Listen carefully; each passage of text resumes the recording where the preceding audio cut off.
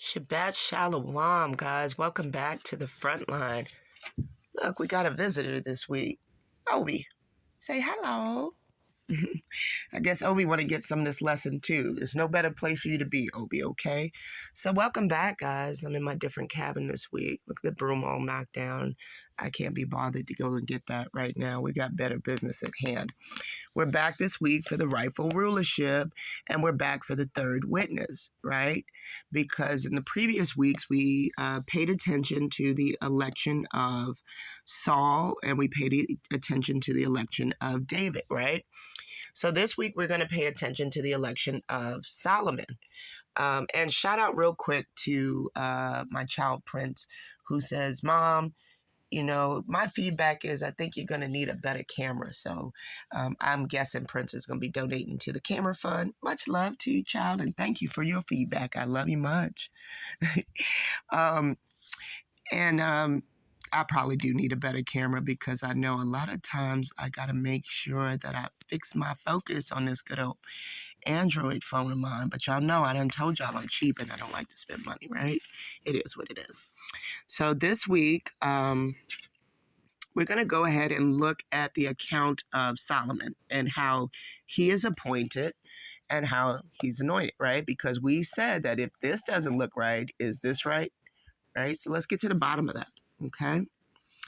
So we're in 1 Kings, and I got my Berean study book this week, so I'll transfer the words for you guys. And sometimes I get mixed up, like I'll say Mitzrayim, Israel. It's just the process in my head making it to what I've read, so I do apologize if I've, in previous recordings, got something a little mixed up. Trust me, your girl knows what she read, for the most part anyway. Come on, y'all, let's go. If I don't know it, I'll let y'all know. I'm not too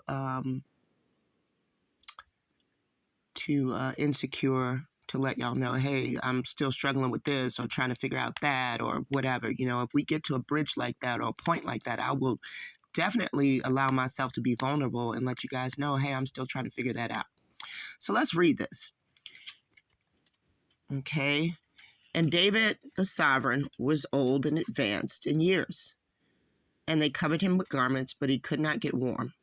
So his servants said to him, let's seek for the master, the sovereign, a woman, a maiden, and she shall stand before the sovereign and be his companion, and shall lie in his bosom, so that our master, the sovereign, gets warm.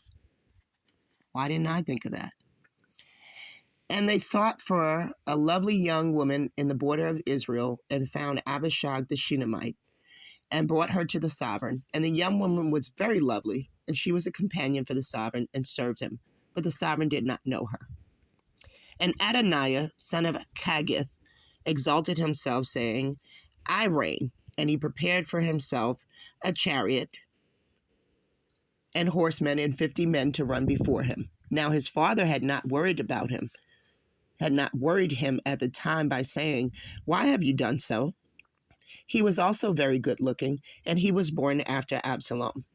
He talked with Joab, son of Zeruiah, and Abijah, the priest, and they supported Ananiah. But Zadok the priest, excuse me, and Benaniah, son of Yehuda, and Nathan the prophet, and Shimei, and Ray, and the mighty men who belonged to David were not with Adoniah. And Adoniah offered sheep and cattle and fatling by the stone of Zokeleth, which is in Rogel. And he also invited all his brothers, the sovereign's son, and all the men of Judah, servants of the sovereign. But he did not invite Nathan the prophet, nor Benaniah the mighty men, or Solomon his brother. Nathan then spoke to Bathsheba, the mother of Solomon, saying, have you not heard that Adoniah, son of Haggith, has become sovereign, and David our master does not know it? And now come, let me give you advice and deliver your own life and the life of your son Solomon. Go immediately to sovereign David and say to him, did not you, my master sovereign, swear to your female servant, saying, certainly your son Solomon shall reign after me, and he shall sit on my throne? Why then has Adoniah become sovereign? Look, while you are still speaking there with the sovereign, let me come in after you and confirm your words. And Bathsheba went into the room to the sovereign. Now the sovereign was very old, and Abishag the Shunammite was serving the sovereign. And Bathsheba bowed and did obedience to the sovereign. And the sovereign said, "What do you wish?" And she said to him, "My master, you swore by your creator." Let me go back up there. "You swore by creator, your God, to your female servant, your God, to your female, not hers. Certainly Solomon, your son, shall reign after me, and he shall sit on my throne. And now look, Adoniah has become sovereign. And now my master, the sovereign, you do not know about it. And he has offered great numbers of bulls, fatlings, and sheep, and has invited all the sons of the sovereign, and Abiathar the priest, and Joab the commander of the army. But he did not invite Solomon your servant. And you, my master, O the sovereign, the eyes of all Israel are on you to declare to them who is going to sit on the throne of my master, the sovereign, after him. Otherwise it shall be when my master, the sovereign, rests with his fathers, that I and my son Solomon shall be considered sinners." I wonder why. And see, while she was speaking with the sovereign, Nathan the prophet also came in. So they informed the sovereign, saying, "Here is Nathan the prophet." And when he came in before the sovereign, he bowed down below the sovereign with his face to the ground. So he got real low. And Nathan said, let's bring it up here. "My master, O sovereign, have you said Adoniah shall reign after me, and he shall sit on my throne?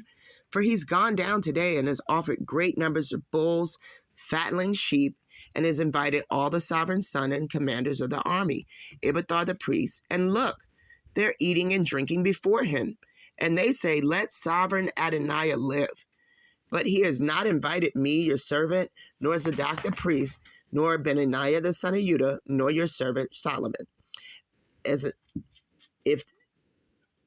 this matter is from my master the sovereign, then you did not let your servant know who should sit on the throne of my master the sovereign after him.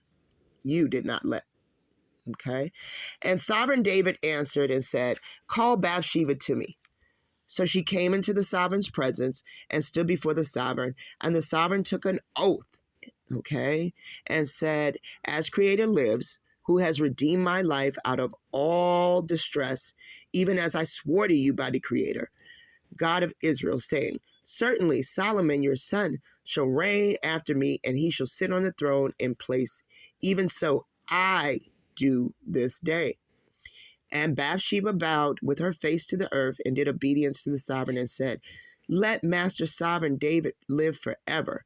And Sovereign David said, "Call to me Zadok the priest, Nathan the prophet, and Benaiah of Judah."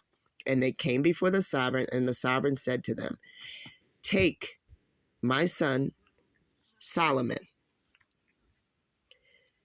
ride on my mule, and take him to Gihon.